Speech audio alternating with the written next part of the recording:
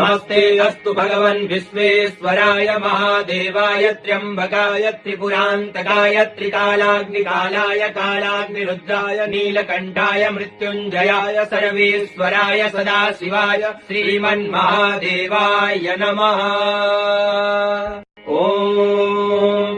नमस्ते अस्तु भगवन् विश्वेश्वराय महादेवाय त्र्यम्बकाय त्रिपुरान्तकाय त्रिकालाग्निकालाय कालाग्निरुद्राय नीलकण्ठाय मृत्युञ्जयाय सर्वेश्वराय सदाशिवाय श्रीमन्महादेवाय नमः।